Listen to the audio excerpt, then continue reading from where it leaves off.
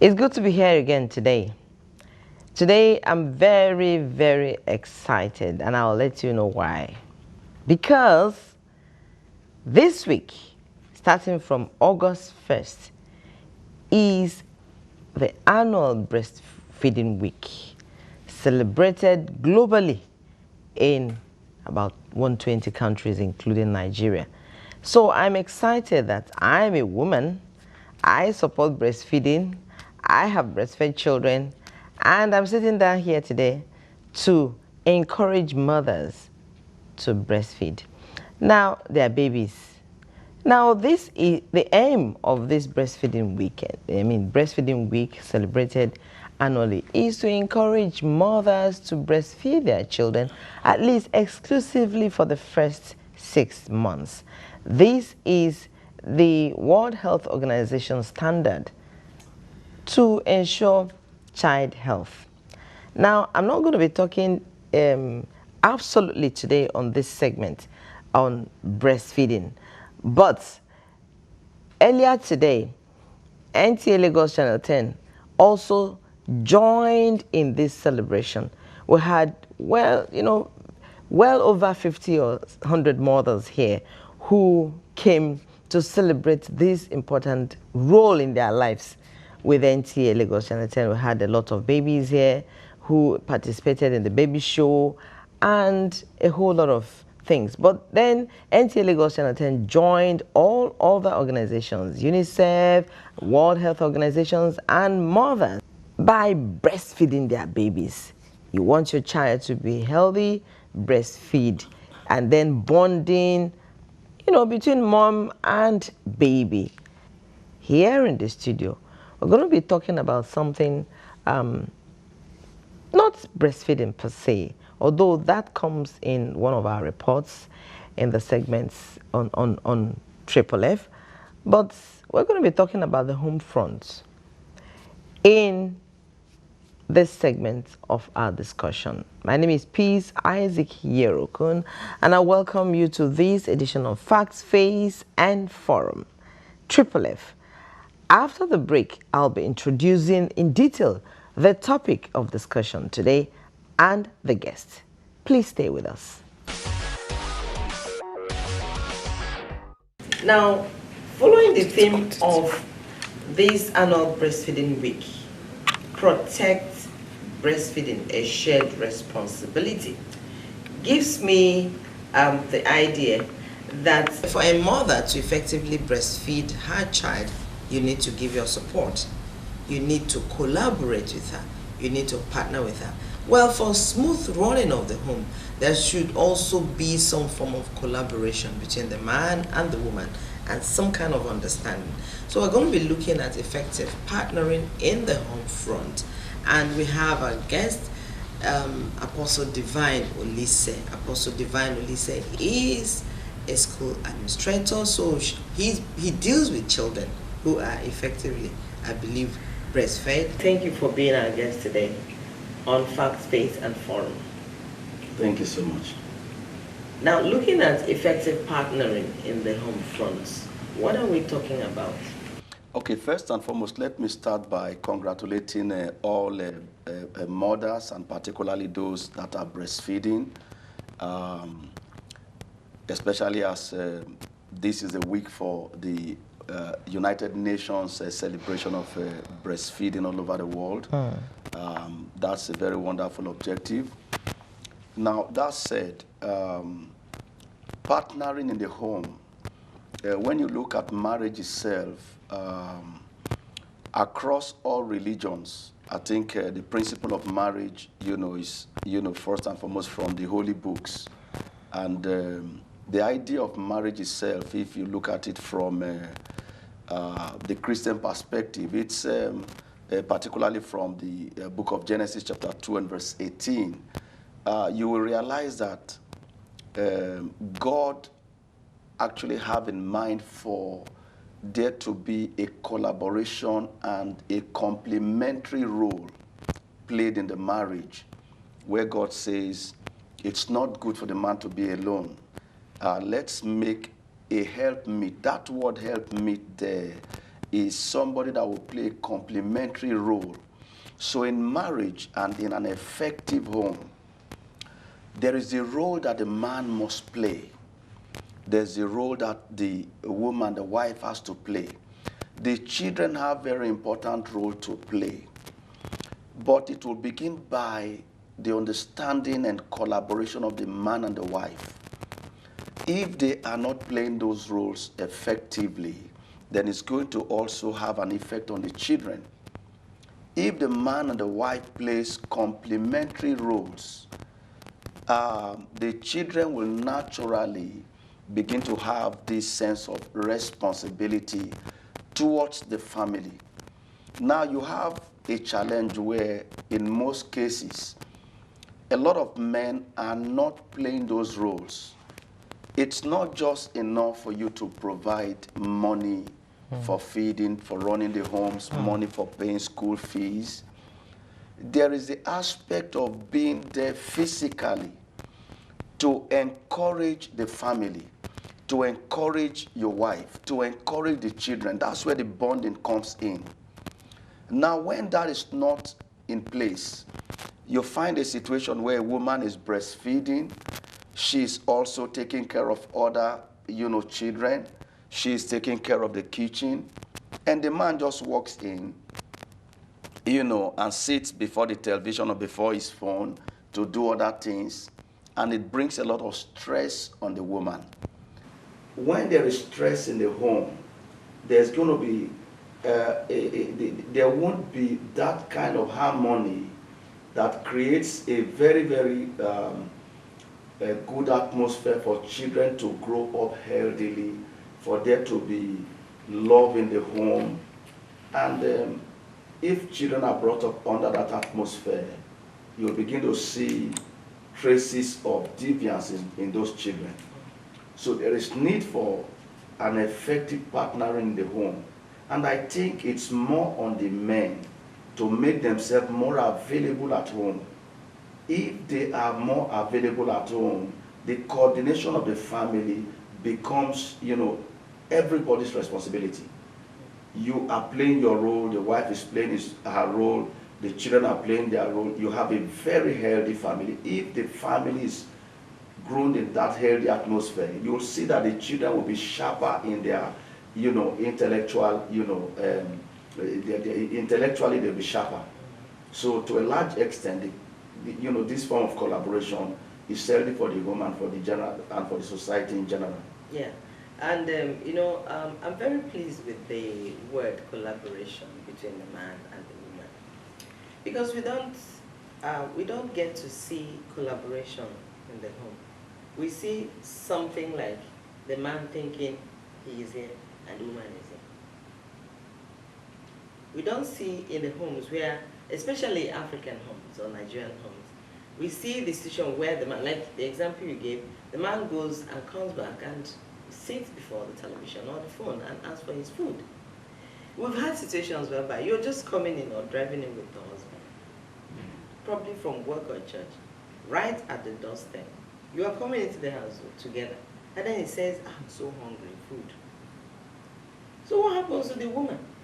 You two are coming into there together. I believe, from my understanding of what he said, if there is collaboration, you know that two of you are just coming in from work at the same time. Should the collaboration not be you helping out in the kitchen to make dinner, for instance? Even if you're not the one cooking it, at least you can bring plates. And after eating, what's wrong with you washing your dishes, knowing that both of you have been out together and that woman is as tired as you are? Why does it always have to be the man or the woman that will go to the kitchen? Is that collaboration? No, you see, I think the challenge we have is that we've allowed the native way of life to affect us even, as educated people. It's a very challenging thing in our society, that on the one hand, people are supposed to be educated. On the other hand, they are holding back to tenets, traditional tenets, those primordial, ways of life. It's very unfortunate. Incidentally, we try to address things like this in the church. We have also, particularly at the school level, those of us who are into school administration, we are making concerted effort in getting the fathers to get more involved in the affairs of their children. For instance, the last Father's Day, we made very serious effort at bringing the fathers to the school, where we were able to open their eyes to a lot of the areas where they are not meeting up, where they are not collaborating with the homes. You don't leave, for instance, everything about the education of your children. No, it's the wife that will go for school. In the hands of she's the one wife. who will wake up early to make. She's the one who will go for school. Everything happening in the school. It's wrong. It's the woman that knows about. It's wrong. As a father, you ought to know. You ought to establish a communication link between the teachers of your children. You from basic 1 to 5 or 6, as the case may be, until they even move up to the secondary school, you should be able to follow that up. You don't just leave the education of your children at the hands of the teachers, and you leave the homework to your wife alone, and she is there taking care of the children. She is there taking care of the food and other things. That's not collaboration. In a sense, it's even an oppression, and it does not help for healthy family upbringing. These things affect the psyche of the children. If the fathers are not there, there's going to be a dysfunctionality of the home, even when there's supposed to be a father, but the father is not playing those roles, visible roles of being there, of helping out, of helping to coordinate affairs in the home, follow up, issues in the school. You could be there as a father, but you are in a way absent, and that creates a dysfunctionality in the home. How do we begin to reorientate the men and the children, especially the boys, to say, look, you have a sister, you have a wife, she's not less, it's a collaboration. We have a challenge in our society, and like I said, from various aspects, there is need for us to begin to change the way we do things. For a very long time, as a senior pastor of our ministry, and as somebody who has functioned first as secretary of a chapter of the PFN, and I became chairman of a chapter of the PFN. Now, at the time when my office used to be within the environment where we were staying then at Isaac-Yerokun, before I moved over to the peninsula, and my wife would go, to Surulere to work. My office is not far from my church. The home is not far from the church where I was pastoring. Before my wife will come back, considering the fact that she's going to go through hold-ups and all that stress, I will ask my secretary to go to the market and buy food. I go and prepare the food.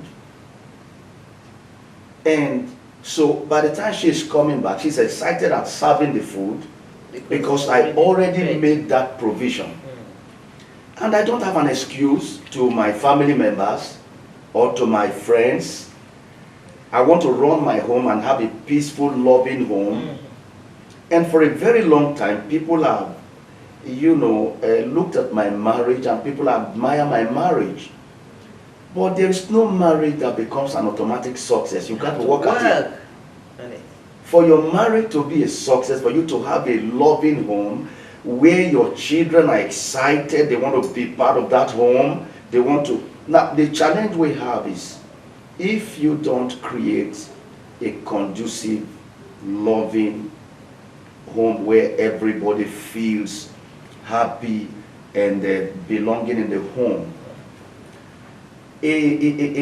when the children eventually grow up and they go to tertiary institution, they leave home, they won't want to come back home. At a point in time, there's going to be a disconnect from the home, then they begin to reciprocate what you did to them. You were paying their school fees, but you were not paying attention to them. You were paying their school fees, you were providing for them, but you were not bonding up with them. It's only the wife, the mother, that is bonding up with these children, and the children are taking note of that. And at the end of the day, when you begin to get old, they begin to send you money without taking care of you, without being there. Money is not everything about life. You need a bonding with your family. I've had men begin to complain. It's their wife that is, recently a man was complaining to me where, that the wife has abandoned him and gone to do Omugo. Incidentally, it's a Yoruba man in this case now, but he used the word Omugo. The wife has gone and the children have kept the wife back. They are sending him money and he's feeling the heat back now. And I was saying, now you see, and that's why, you see, how do we go about reorientation? Men must know that if you don't bond with your children and come down to their level and make it very visible to these children that you are playing role to assist their mothers to make it better for them. If they don't see it, they're going to take it back on you.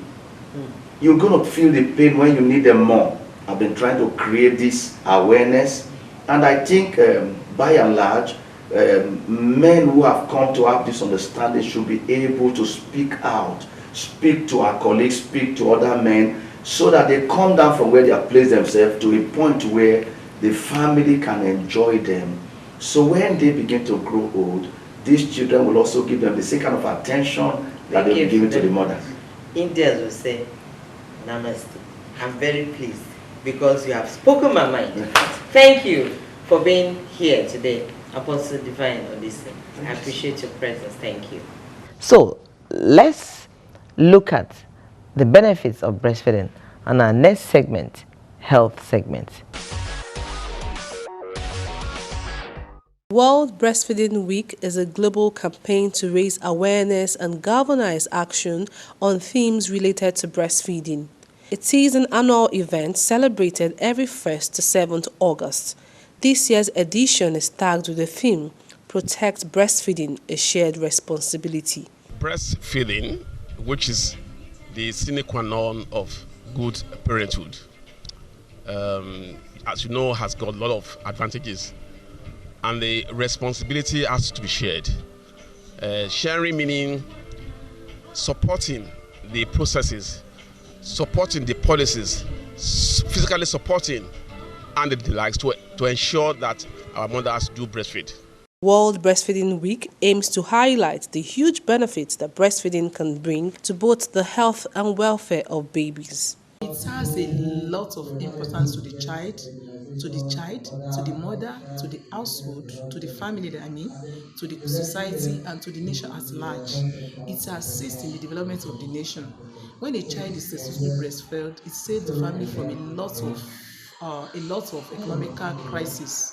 While the child is on breast milk for the first 6 months of life, you don't need to buy infant formula for the child. You don't need to do any extra spending on the child until the child is 6 months old. If the baby is well breastfed, the baby will not be sick. The baby will be healthy. The baby will be healthy. The mother will not be going to the clinic every day. The baby will not be stooling or vomiting. And the baby will be smart in terms of intelligence. Breastfeeding Week is also a period to raise awareness on maternal health and the need to support mothers to breastfeed as long as they wish, despite their busy schedules.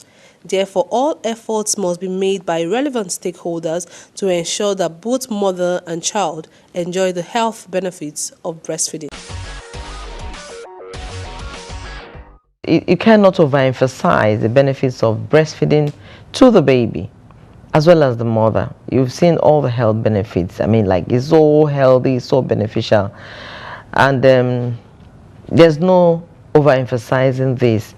And I'm particularly pleased that men have been encouraged to support, because it is a shared responsibility to promote breastfeeding. Now we'll go on to the next segment, market survey. What's happening there at the market? Let's go and see. Late last year, the price of onion at the market was ridiculously expensive. At the beginning of this year, its price was relatively reasonable. Howbeit, lately there has been another upsurge of the price of onion at the market. Let's hear what the people have to say.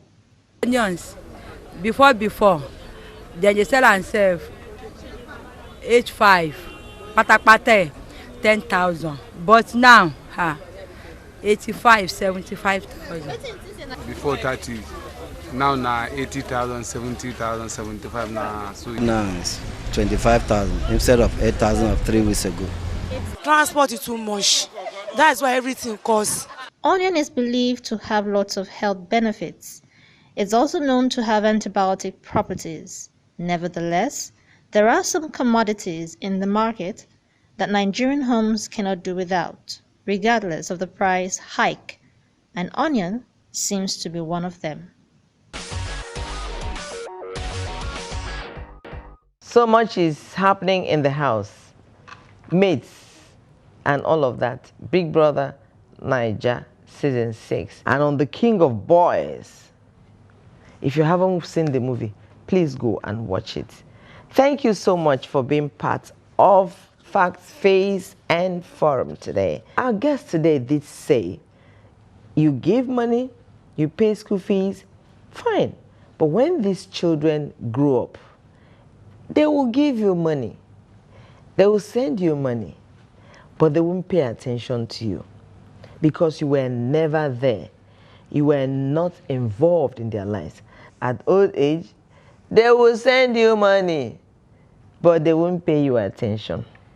Thank you for being part of this episode. And bye for now. Follow us on our social media platforms. My name is Isaac-Yerokun. Thanks for being there. I'll be here again next week, God willing. Bye.